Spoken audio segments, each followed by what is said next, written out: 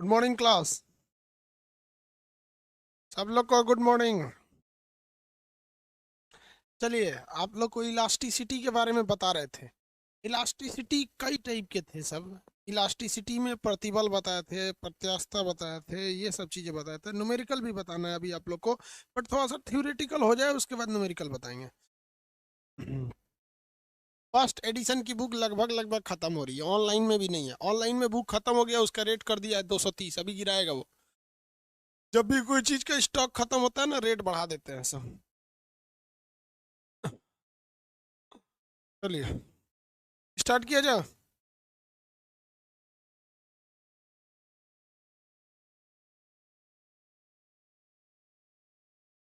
फ्लिपकार्ट पे महंगा है, अमेजोन पे महंगा है। अमेजोन और फ्लिपकार्ट वालों ने 2.5 लाख किताब लेके गए थे, मजदूरों ने खत्म कर दिया, बाकी है तो महंगा कर दिया। अब वो प्रेस में जाके बोल रहा है ऐसा हमको दे दीजिए। भैया सब ऑनलाइन दे देंगे तो ऑफलाइन वाला कहाँ से खरीदेगा। चलिए, आप लोग को चिल्ला रहे थे तो जो समझ में तो आ नहीं रहा था, सोच रहे थे लो आराम से लेंगे। लो अब आराम से, फर्स्ट एडिशन खत्म होने वाला है। आपको इलास्टिसिटी बता रहे हैं। इलास्टिसिटी इलास्टिसिटी बता रहे थे, इसमें हम आपको दो चीजें तो कंप्लीट कर दिए थे। एक आपको प्रति विकृति बता दिए थे। विकृति कंप्लीट हो गई थी ना बाबू। विकृति स्ट्रेस, विकृति स्ट्रेन। स्ट्रेन हो गया था। दूसरा क्या था? प्रतिबल।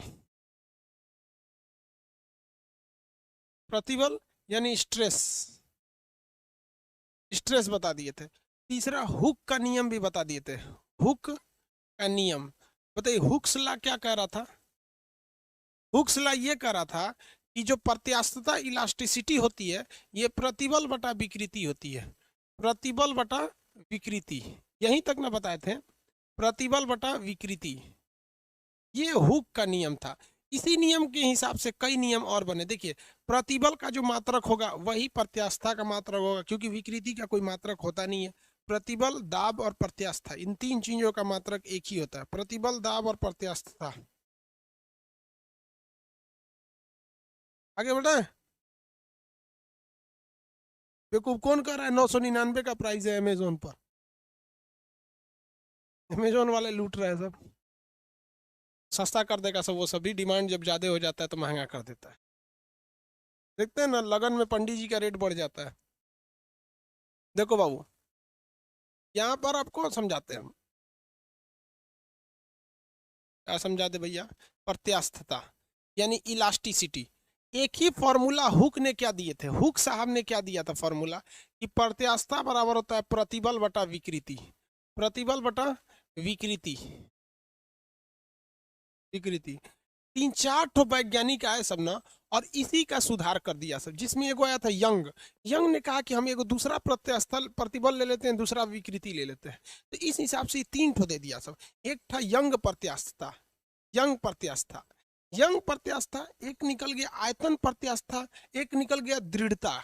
एक क्या हो गया? दृढ़ता। तो young modulus of elasticity, bulk modulus of elasticity और कोफिशिएंट ऑफ रिजिडिटी, ये कुछ नहीं है, बस इसी फॉर्मूला में थोड़ा सा टेढ़ा कर दिया गया। देखिए ना, अब देखिए, यंग प्रत्यास्था के लिए क्या लिया? प्रतिबल नहीं लिया, प्रतिबल के जगह लिया अनुदैर्घ्य प्रतिबल। अनुदैर्घ्य प्रतिबल, अनुदैर्घ्य प्रतिबल ले लिया। क्योंकि प्रतिबल तो तीन टाइप का था, अनुदैर्घ्य प्रतिबल। और विकृति की जगह कौन सी विकृति ले लिया? अनुदैर्घ्य विकृति। अनुदैर्घ्य विकृति, विकृति। तो ये हो गया भैया यंग प्रत्यास्था। क्या हो गया? यंग प्रत्यास्था। एक तो नियम बन गया यंग प्रत्यास्था का। अब दूसरा आया आयतन प्रत्यास्था लेने के लिए, तो दूसरा ले लिया आयतन प्रत्यास्था। क्या ले लिया? आयतन प्रत्यास्था था। इसे बल्क मॉडुलस ऑफ इलास्टिसिटी कहते हैं। आयतन प्रत्यास्था को क्या कहेंगे? बल्क मॉडुलस ऑफ इलास्टिसिटी कहा जाता है आयतन प्रत्यास्था को। इसने दिमाग लगाया कि प्रतिबल की जगह पे हम कोई और प्रतिबल ले लेते हैं। तो आयतन का मतलब होता है किसी चीज का वॉल्यूम। जैसे 2 लीटर का बोतल है, ये वॉल्यूम। तो देखिए देखिए, इसका वॉल्यूम कितना है? इसका वॉल्यूम कितना है? 1 लीटर है। बल्क ने देखा कि इसके वॉल्यूम को कम करने के लिए हमको सबसे अच्छा तरीका है कि अभिलंब प्रतिबल लगाएंगे। जहां इसको दाबेंगे ना, तुरंत इसका वॉल्यूम क्या हो जाएगा? कम हो जाएगा। इसलिए अभिलंब प्रतिबल लिया इसने। क्या लिया? अभिलंब प्रतिबल ले लिया, परपेंडिकुलर ले लिया उसने। अभिलंब प्रतिबल, अभिलंब प्रतिबल, प्रतिबल में कौन सा लिया, अभिलंब प्रतिबल ले लिया। अब आप बताइए, अभिलंब प्रतिबल लगाएंगे तो सबसे ज्यादा विकृति यानी चेंजिंग कहाँ देखने को मिलेगा? 2 लीटर का चीज 1 लीटर हो जाएगा, आयतन घट जाएगा। तो विकृति कहाँ देखने को मिलेगी? आयतन में, आयतन विकृति, आयतन विकृति। इसका दूसरा नियम हो गया। सोच रहा वही नियम हुआ है, उसी को टेढ़ टाड़ कर रहा है सब, उसी नियमों को क्या कर रहा है सब, थोड़ा थोड़ा टेढ़ टाड़ कर रहा है सब, एक ही चीज को घुमा फिरा के इधर से उधर कर रहा है सब, प्रत्यास्था वाला ही है सब, नियम कौन सा? प्रत्यास्था वाला। अब इसके बाद तीसरा नंबर आएंगे, तीसरे नंबर आ गए दृढ़ता गुणांक।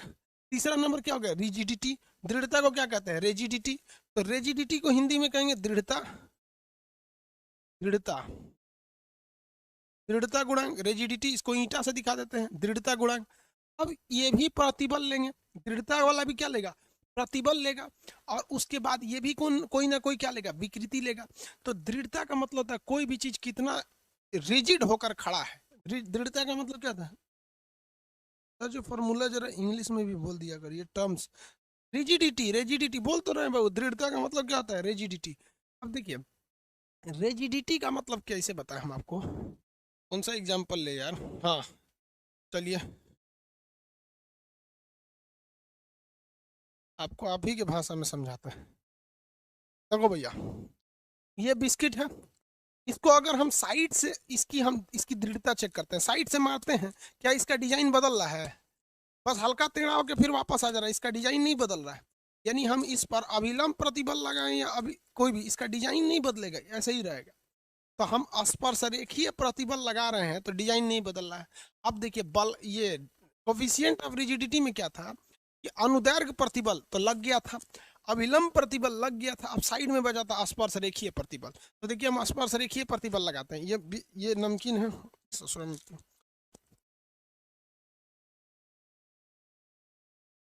इसको भर दिए, हवा भर दिए इसमें। अब देखिए साइड में हम इसमें प्रतिबल लगाएंगे, स्पर्श रेखीय प्रतिबल, पचक गया स्पर्श रेखीय प्रतिबल। ये कौन सा प्रतिबल है? स्पर्श रेखीय प्रतिबल। स्पर्श रेखीय प्रतिबल लगाते हैं तो इसका रूप बदल जाता है, स्पर्श रेखीय प्रतिबल लगाने से रूप बदल जाता है, न कि उसकी आयतन में कमी आती है, बस हल्का सा टेढ़ा हो जाता है, जगह अंदर उतने रहेगा। जब कभी भी आप स्पर्श रेखीय प्रतिबल लगाते हैं, स्पर्श रेखीय प्रतिबल यानी टेंजेंशियल स्ट्रेस प्रतिबल, तो जब कभी आप स्पर्श रेखीय प्रतिबल लगाते हैं तो कौन सी विकृति देखती है? उसका रूप बदल जाता है, अपरूपण विकृति, अपरूपण विकृति, अपरूपण विकृति देखने को मिल जाता है। तो भैया एक ही नियम था ससुरा, हुकवा का नियम, हुक का नियम, उसने प्रत्यास्थता दिया, बाकी 3 गो वैज्ञानिक होशियार उसी से मिलता जुलता 3 गो नियम दे दिया। सबने 3 तरह का प्रतिबल था, तीनों प्रतिबल को लगा दिया, अनुदैर्घ्य प्रतिबल, अभिलंब प्रतिबल, स्पर्श रेखीय प्रतिबल, 3 टाइप का प्रतिबल था, तो 3 टाइप की प्रत्यास्था निकाल दिया सब इसमें। समझ में आएगा? इसको एक बार देखिए फिर पूछते हैं हम आपसे। बुक का अभी सेकेंड एडिशन छापने जा रहे हैं, तो इसमें हम आपको बुक को क्या बता देंगे, इंग्लिश में भी दे देंगे।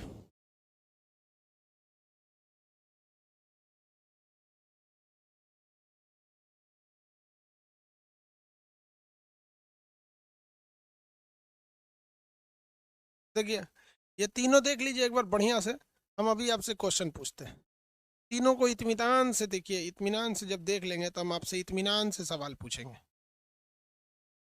देख लिए, बड़ा सिंपल है यार, क्या समझाएं यार तुम लोग देखो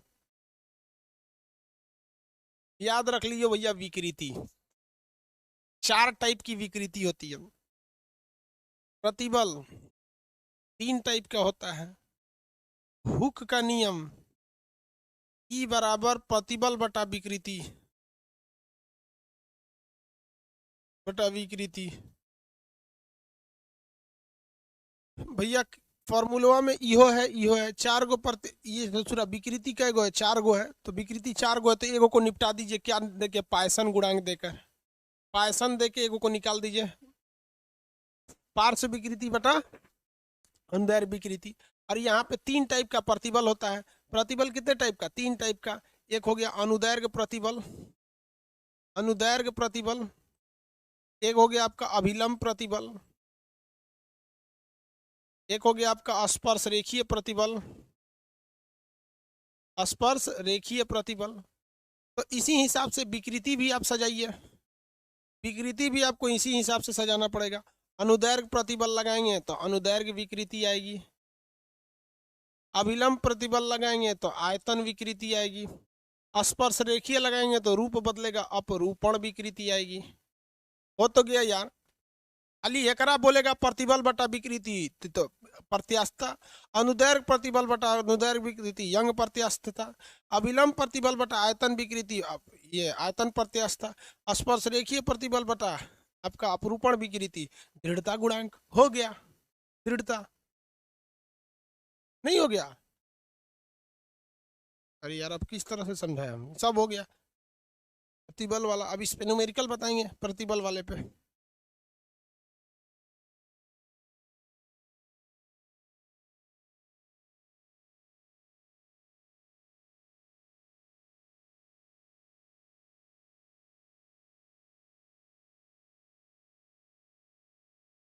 हुक का नियम वगैरह समझ में आ गया?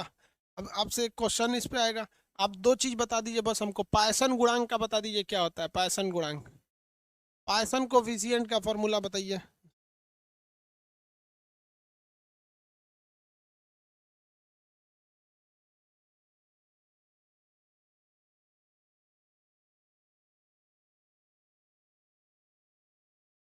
आगे बढ़े। हाँ, P by A, P by A, P मतलब क्या हो जाएगा भैया? पार्श्व विकृति। पी मतलब कौन सी विकृति भैया? पार्श्व विकृति। और ए मतलब अनुदैर्घ्य विकृति। पार्श्व विकृति बटा अनुदैर्घ्य विकृति, पार्श्व विकृति बटा अनुदैर्घ्य विकृति, अनुदैर्घ्य विकृति। ये कौन सा गुणांक है? पायसन गुणांक। टोटल जितना अभी पढ़े हैं ना इलास्टिसिटी, यही है, यही तो पढ़े भी किए हैं। हो गया? नहीं हुआ? अब क्वेश्चन सुनिए ना ध्यान से, कैसे बताएगा। कहेगा कि किसी रस्सी का या किसी छड़ का अनुदैर्घ्य प्रतिबल 9K है। देखो भैया,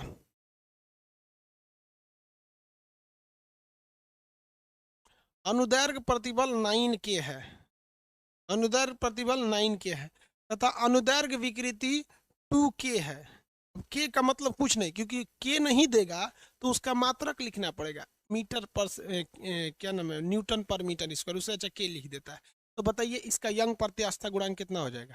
4.5, 4.5 हो जाएगा। बस भाग देना है बड़का में छोटका से। अब देख लीजिएगा किसमें किससे भाग देना है। यहाँ कह देगा कह देगा किसी खंभे का या किसी बर्तन पर 40K का अभिलंब प्रतिबल लगाया जाता है, 40K का अभिलंब प्रतिबल लगाया जाता है। तो उसका आयतन जो होता है, आयतन उसकी आयतन विकृति 10K की हो जाती है। इसको भाग दे देंगे 4 हो जाएगा। वैसे ही इसका दे देगा, स्पर्श रेखीय विकृत प्रतिबल दिया रहेगा, स्पर्श रेखीय प्रतिबल कुछ दे देगा, मान लीजिए 10 दे दिया, 10K, और अपरूपण विकृति 5K दे देगा। तो आप इसे 2 निकाल सकते हैं, निकाल सकते हैं कि नहीं निकाल सकते? इसमें संपीड़ितता बचा, उसके बाद न्यूमेरिकल बच गया। न्यूमेरिकल इसका अच्छा खासा रहता है, वो भी बताएंगे आपको। यहाँ तक में दिक्कत?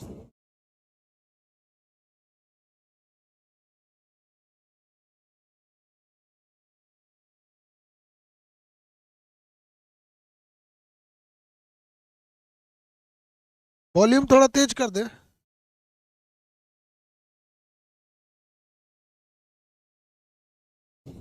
अरे हम वॉल्यूम में हम खुद धीमा बोल रहे थे। आगे बढ़े, इसको मिटाएं। सब लोग को कॉपी खोलना है, फटाफट कॉपी खोलिए। और हम आपको मुश्किल से 40 सेकंड का टाइम देते हैं।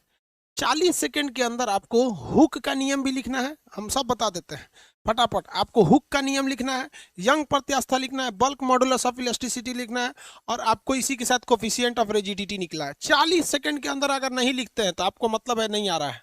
40 सेकंड के अंदर धड़ा ऐसे ही लिखना है खटाखट। देखिए सेम इसी तरह से लिखना है अपने मन से। सबसे पहले हुक का नियम ही प्रतिबल बटा विकृति, ब्रैकेट डाल के खटाखट खटाखट तीनों लीजिएगा, ये यंग हो जाएगा, ये बल्क हो जाएगा, ये रिजिडिटी हो जाएगा खटाखट। 40 सेकंड देते हैं, 40 सेकंड, इससे ज्यादा टाइम नहीं देंगे। 40 सेकंड में अगर आप नहीं लिख पाते मतलब आप नहीं समझे इसको। 40 सेकंड बहुत ज्यादा हो जाता है, 10 सेकंड बहुत है। खटाखट लिखिए।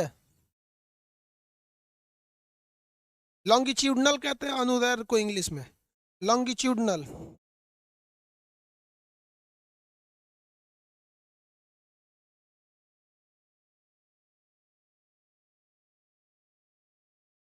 संतोष तिवारी आप कह रहे हैं कि हिंदी में समझ में नहीं आया।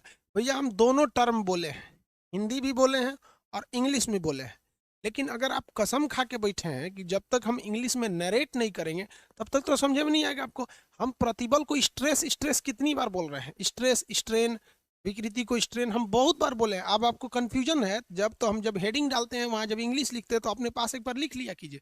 आप समझिए बाबू, अगर हम टोटली इंग्लिश यूज करने लगेंगे ना, एप्लीकेशन पे 10% स्टूडेंट है जो इंग्लिश मीडियम वाले, टोटल अगर इंग्लिश यूज करें तो 90% डूब जाएगा, 90% डूबेगा यहाँ पे, क्योंकि उनको इंग्लिश तो इनको नहीं आता है, तो थोड़ा स्ट्रेस तो लिखिए नहीं पाता है ऐसे हिंदी मीडियम में। हम आपको ऐसा थोड़ी है कि हम नहीं बोल रहे हैं, बोल रहे हैं, लेकिन अब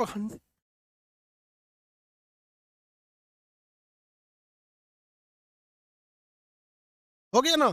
कैसे देखिए हुक्स लॉ, अब देखो भैया इंग्लिश देते हैं Hooke's law, elasticity is equal to क्या होता है, stress upon strain, stress upon strain, stress upon क्या होता है स्ट्रेन, यानी विकृति, विकृति। हो गया ना। पहला ब्रैकेट डालेंगे, प्रतिबल कितने टाइप का होता है, लॉन्गिट्यूडनल, अभी अनुदैर्घ्य प्रतिबल, अनुदैर्घ्य, अनुदैर्घ्य बटा अनुदैर्घ्य विकृति, अनुदैर्घ्य बता अनुदैर्घ्य विकृति। दूसरा अभिलंब यानी लंबी परपेंडिकुलर, अभिलंब बटा आयतन प्रत्यास्था, आयतन विकृति, वॉल्यूम स्ट्रेस। उसके बाद कौन सा था, स्पर्श रेखीय, स्पर्श रेखीय बटा अपरूपण,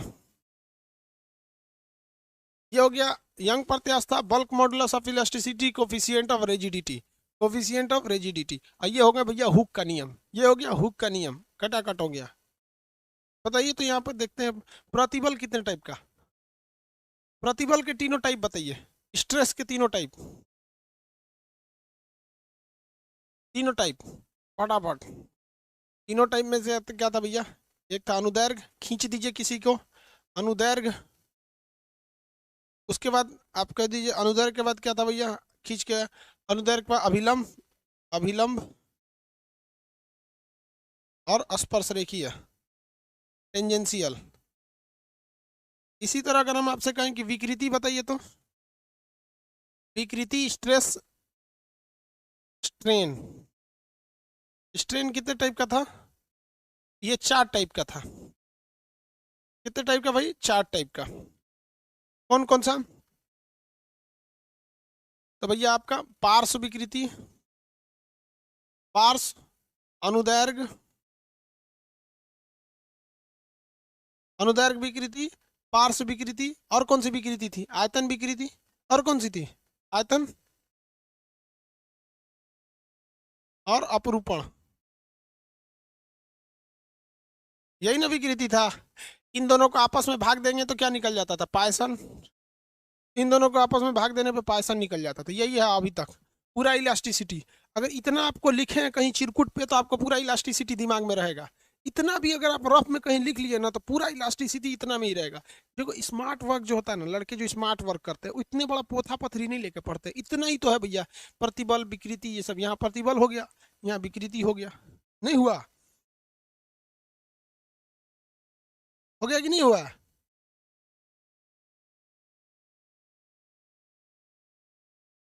वेरी गुड। देखिए तो ये तो सुमन कुमार पूरा अंग्रेजी लिख दिया है, बड़ी मेहनत से लिखा है भाई।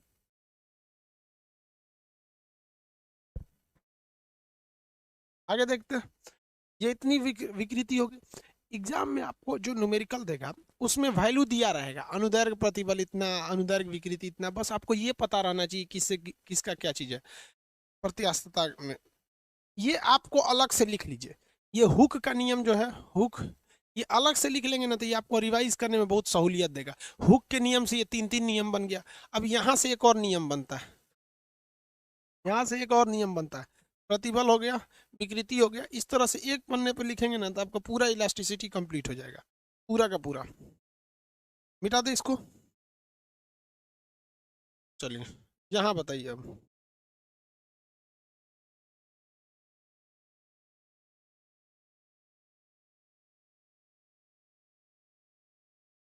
यहाँ कह रहा है, देखिए ध्यान से,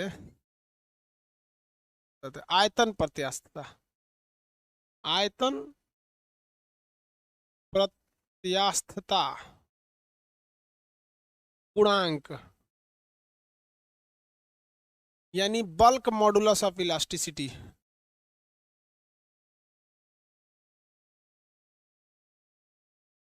elasticity, bulk modulus of elasticity, ये हो गया। बल्क मॉडुलस ऑफ इलास्टिसिटी को हम किससे दिखाते हैं? बी से दिखाते हैं। बी बराबर क्या होता है भैया? परपेंडिकुलर स्ट्रेस अभिलंब प्रतिबल, अभिलंब प्रतिबल बटा आयतन विकृति, आयतन विकृति, ये तो फॉर्मूला होता है। इसमें तो कोई नया चीज हम बताए ही नहीं है। लेकिन इसको हम एक अलग चीज होती है जिसे हम कहते हैं कंप्रेसिबिलिटी या संपीड्यता, संपीड्यता, इसको हम लोग इंग्लिश में कहते हैं कंप्रेसिबिलिटी।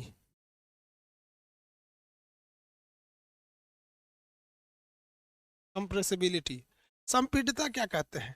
देखिए ये उल्टा वैल्यू होता है किसका? आयतन प्रत्यास्थता का, आयतन प्रत्यास्थता।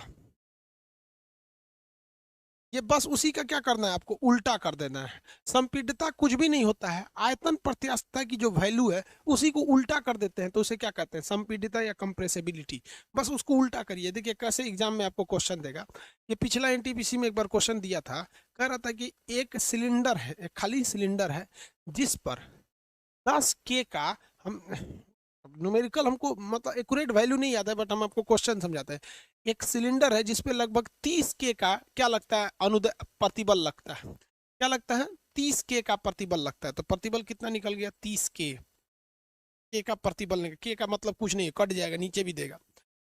और इसका आयतन विकृति यानी वॉल्यूम स्ट्रेस स्ट्रेन जो है इसका, इसका आयतन विकृति 5 है, 5K है। आयतन विकृति 5K है, खटाक से निकाल दीजिए आप लोग।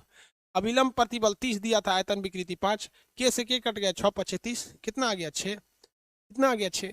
तो बल्क मॉडुलस ऑफ इलास्टिसिटी कितना आया? 6। यानी B की वैल्यू कितनी आ गई? B की वैल्यू आ गई 6। और उसने क्वेश्चन ये नहीं पूछा था कि इसका आयतन प्रत्यास्थता गुणांक निकालिए, क्योंकि आयतन प्रत्यास्थता तो 6 मार दिए और ऑप्शन ए पे भी 6 था। लेकिन वो पूछा था कि इसकी कंप्रेसिबिलिटी कितनी होगी, इसकी संपीड्यता कितनी होगी। तो संपीड्यता के लिए आयतन प्रत्यास्थता में 1 बटा कर दीजिए। आयतन प्रत्यास्थता कितना निकले? 6, बस उसको 1/6 कर दीजिए। 1/6 हो गया। यहाँ पर कितना हो गया? 1/6। 6 देखिए सब आंसर 6 दिया है। वाह, आयतन प्रत्यास्थता नहीं निकालना है।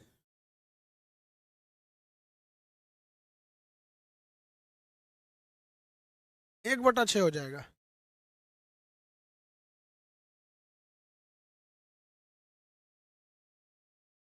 कितना हो गया भैया? 1/6 हो गया। 1/6। अब हम आराम से इसको एक जगह हम आराम से कैसे लिख सकते हैं? इलास्टिसिटी, इलास्टिसिटी हिंदी बोले तो प्रत्यास्थता। सबसे पहले इसमें आपको क्या करना है? इसमें आपको विकृति लिखनी है। विकृति, विकृति को क्या कहते हैं? स्ट्रेन। और विकृति लिखने के बाद इसके चारों कैटेगरी, पहला, दूसरा, तीसरा और चौथा, ये अलग से लिख लीजिए, हम यहाँ लिख दे रहे हैं चौथा। पार्श्व विकृति, अनुदैर्घ्य विकृति, आयतन विकृति और अपरूपण विकृति। पूरा इसका ये हो गया। अब जो आपका रेलवे के लिए स्पेशल पूछता है, आप देखते होंगे प्रत्यास्थ टक्कर, अप्रत्यास्थ टक्कर। किसी चीज को नीचे गिराएं, देखिए ध्यान से, 10 मीटर से नीचे गिराएं किसी चीज को, कितने मीटर से नीचे, सपोज की देखिए हम बता रहे हैं, किसी चीज को आप 50 मीटर से नीचे गिराए, कितना गिराए, 50 मीटर ऊंचे से नीचे गिराए, लेकिन वो टकराने के बाद 25 मीटर वापस आया, तो बताइए इसकी प्रत्यास्थता कितनी थी, यही चुरा 5, कितना था 5, ये सब क्वेश्चन चुटकी में बनता है, गिराए तुरंत वापस आया 5। देखिए इसको पहले एक सेकंड में, ये अपरूपण विकृति हो गया। अब इसी विकृति से क्या निकलता है हम लोग को, पायसन, क्या निकलता है भैया, पायसन गुणांक, पायसन गुणांक, पायसन गुणांक आप यहां से निकाल सकते हैं, पार्श्व बटा अनुदैर्घ्य, अनुदैर्घ्य, ये हो गया, यहाँ पे हो गया।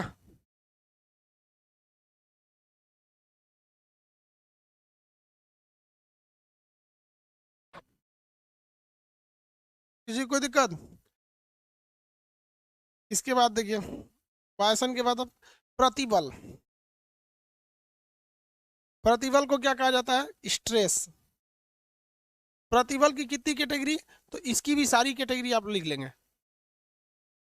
प्रतिबल की कैटेगरी कितनी, 3, कौन कौन सा, अनुदैर्घ्य, अभिलंब, स्पर्श रेखीय, टेंजेंशियल, स्पर्श रेखीय, ये यहाँ हो गया, इसको किसी को कोई दिक्कत नहीं। इसके बाद क्या चीज रहेगा भैया, इसके बाद आपका हुक का नियम, सिस्टमेटिक से जान लेंगे, फिर आपको जो न्यूमेरिकल देते हैं उसको समझ जाते हैं। ओके, ये 3 टाइप के थे सर।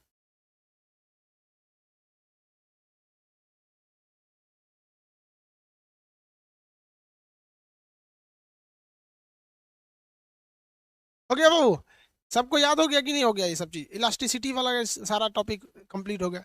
अब आप आगे समझते हैं प्रत्यास्थता का वो भी चीज, इसमें किसी को दिक्कत नहीं है।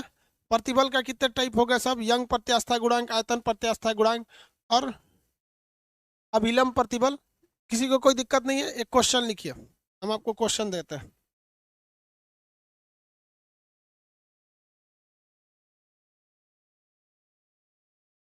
क्वेश्चन देते हैं, देखिए 20 न्यूटन का एक बल,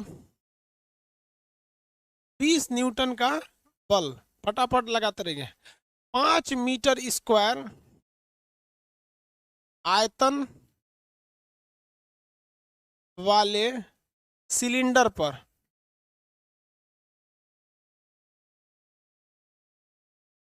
लगता है। सिलेंडर का, सिलेंडर की विकृति,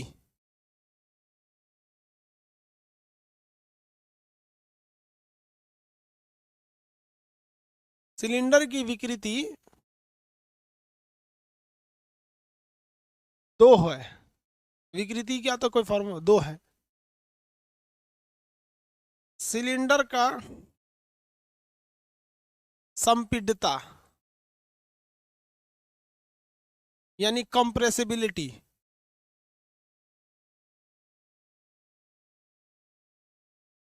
कंप्रेसिबिलिटी निकालिए, सिलेंडर की कंप्रेसिबिलिटी निकालेंगे।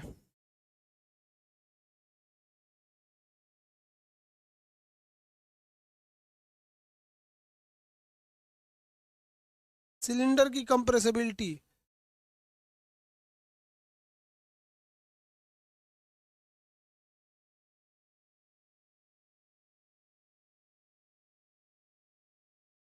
कितना निकला,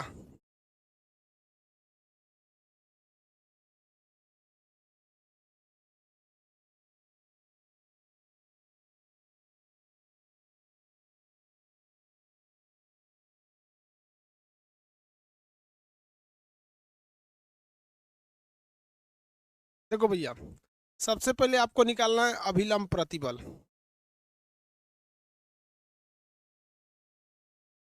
अभिलंब प्रतिबल निकालना पड़ेगा। अभिलंब प्रतिबल कितना है भैया, बल बटा क्षेत्रफल होता है, बल बटा क्षेत्रफल, बल कितना है 20, क्षेत्रफल कितना है 5, काट देंगे 4, अभिलंब प्रतिबल निकल गया। अब आपको निकालना है बल्क मॉडुलस ऑफ इलास्टिसिटी, क्योंकि विकृति दे रखा है। तो अभिलंब प्रतिबल, अभिलंब प्रतिबल बटा आयतन विकृति, आयतन विकृति। अविलंब प्रतिबल 4, आयतन विकृति 2, काटेंगे तो बच गया 2। बल्क मॉडुलस ऑफ इलास्टिसिटी कितना आ गया 2, क्योंकि देख लीजिए यहाँ बल्क मॉडुलस ऑफ इलास्टिसिटी क्या था, अविलंब प्रतिबल बटा आयतन विकृति। तो यहाँ पे अभी अब क्वेश्चन में ध्यान देंगे, यहाँ पर सिलेंडर की विकृति, तो जब आयतन दे रखा है सिलेंडर का तो विकृति भी तो आयतन वाली ही होगा। अब यहाँ निकालना है आपको क्या चीज, कंप्रेसिबिलिटी, संपीड़ितता, कंप्रेसिबिलिटी, कंप्रेसिबिलिटी निकालना है। कंप्रेसिबिलिटी क्या होती है, 1 बटा बल्क मॉडुलस ऑफ इलास्टिसिटी, तो 1/2, 1/2 का मतलब आधा कहिए या 0.5 कहिए, आधा या 0.5, आधा या 0.4 निकाल के छोड़ दिया लोग बबुआ, अविलंब प्रतिबल 4 निकाल के इजा छोड़ दिया लोग। कंप्रेसिबिलिटी, आगे बढ़े। गुड्डू यादव क्या बोलता है, तुम हेल्प कीजिए, कौन सी हेल्प करना है।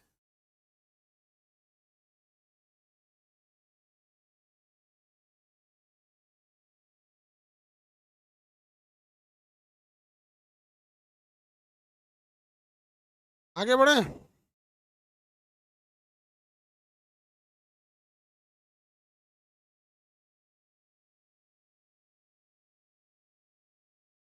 ब्लॉक करने के लिए बोल रहा है।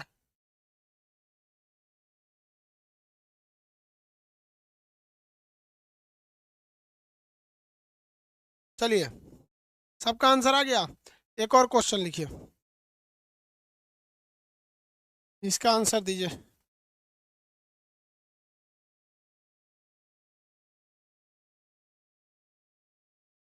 एक छड़ का पायसन गुणांक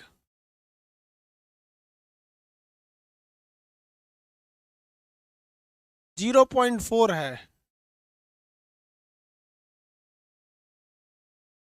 उसकी उसका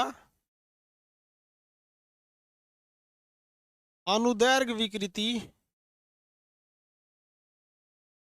अनुदैर्घ्य विकृति क्या होगी यदि यदि पार्श्व विकृति,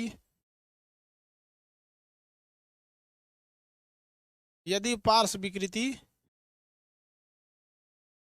3 है, 3 हो, यदि पार्श्व विकृति 3 हो।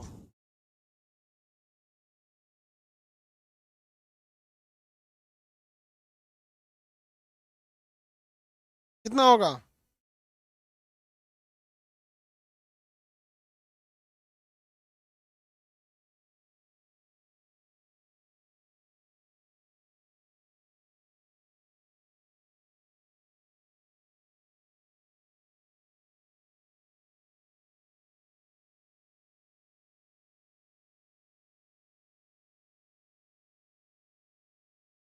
सिंपल है।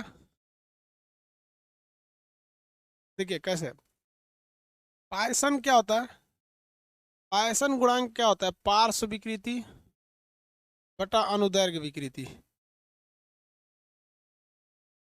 पायसन गुणांक की वैल्यू 0.4 है, पार्श्व विकृति पूछ रहा है, पार्श्व विकृति ऊपर छोड़ दीजिए, नहीं पार्श्व विकृति दे रखा है 3, अनुदैर्घ्य विकृति पूछ रहा है, इधर इधर जाके भाग दे दीजिए। कितना होगा, ये इधर आएगा इधर आएगा, 3 में 0.4 से भाग देंगे। आगे बढ़े।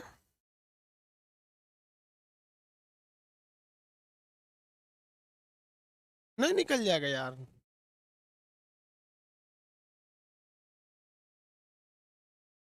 देखो ये इधर आएगा वो उधर चला जाएगा, तो 3/0.4 हो जाएगा। जब कभी भी नीचे से पॉइंट हटाना है तो ऊपर में 10 का गुणा करो, और ऊपर से हटाना है तो नीचे में करो, क्योंकि इधर एक दशमलव के बाद एक अंक है यानी 10, दशमलव के बाद 2 अंक रहता तो 100, 3 अंक रहता तो 300। ऊपर 10 के गुणा कर दीजिए 30, और नीचे हो जाएगा 4। नीचे कितना हो जाएगा, 4 हो जाएगा। 7 चौको 28, बच गया 2, 7 पचे 4 पचे 20, 7.5। कितना आ जाएगा, 7.5। किसी को कोई दिक्कत नहीं है। टक्कर या कोलिजन समझिए। टक्कर दो टाइप का होता है, एक होता है प्रत्यास्थ टक्कर, एक होता है अप्रत्यास्थ टक्कर। टक्कर में कई टाइप के होते हैं, प्रत्यास्थ टक्कर और अप्रत्यास्थ टक्कर। अगर मान लीजिए कोई चीज किसी में टकराई, से एक चीज है कोई दूसरे चीज में टकरा जाती है, एक वस्तु है ए, एक वस्तु है बी, अगर ये टकरा के इसको ढकेल दी तो इसे कहते हैं इलास्टिक कोलिजन, प्रत्यास्थ टक्कर। टकरा के ढकेल दिया तो कौन सा है, इलास्टिक कोलिजन। कौन सा कोलिजन, इलास्टिक कोलिजन। दिखाते हैं हम आपको, कोई कोलिजन दिखा रहे हैं, आप में से बताइए ये कौन सा कोलिजन है। देखिए ये मेरा हाथ है, ये पेन है, कौन सा कोलिजन है, इलास्टिक था कि प्रत्यास्थ या अप्रत्यास्थ, इलास्टिक कोलिजन या नॉन इलास्टिक कोलिजन, कौन सा कोलिजन हुआ अभी।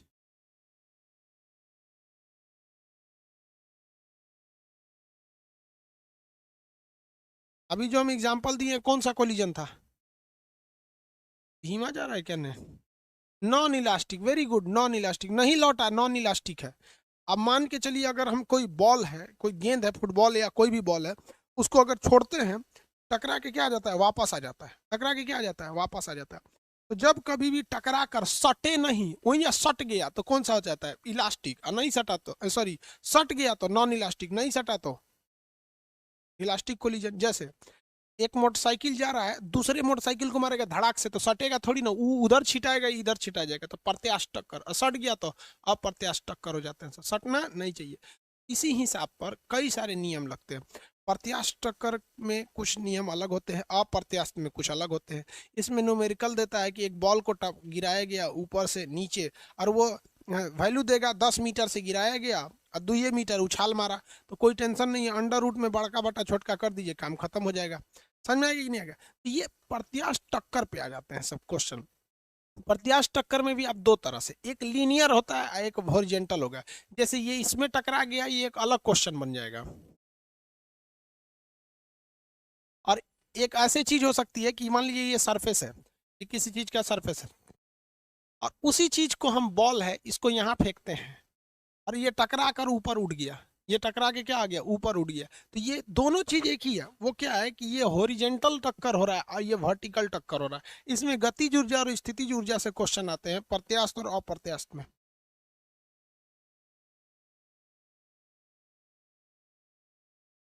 आगे बढ़े प्रत्यास्थ और अप्रत्यास्थ टक्कर में। तो अब इसको हम लोग नेक्स्ट क्लास में पूरा समझेंगे, क्योंकि अभी टाइम खत्म ही होने वाला है। पूरा अभी इसी में शुरू कर देंगे तो आधा इसमें आधा उधर चला जाएगा।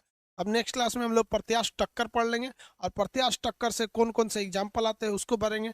आप लोग को याद होगा तो हम आपको प्रत्यास्थ टक्कर एक बार और पढ़ाए हैं, कहाँ पर, जब मोशन पढ़ा रहे थे तब, जब हम आपको पढ़ा रहे थे संवेग संरक्षण का नियम, तो याद कीजिए उस समय भी हम आपको थोड़ा प्रत्यास्थ टक्कर के बारे में बताए थे। हालांकि वहां भी हम बोले थे कि प्रत्यास्थ टक्कर का ओरिजिनल जो क्वेश्चन आएंगे वो हम लोग प्रत्यास्थता में पढ़ेंगे। ठीक है, अब ये थोड़ा सा लंबा टॉपिक है प्रत्यास्थता, तो लंबा कौन सी 30-40 मिनट का है, वो टॉपिक को हम लोग अब नेक्स्ट क्लास में पढ़ेंगे। ठीक है,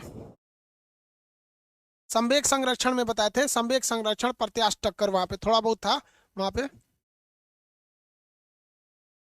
इंग्लिश वर्जन भी बुक लॉन्च होने वाला है भाई। इंग्लिश वर्जन सेकेंड एडिशन अब छप रहा है, इंग्लिश वर्जन लॉन्च हो जाएगा 20 तारीख के। बायोलॉजी का नहीं है, हम अभी डाल देते हैं बायोलॉजी 20 तारीख का।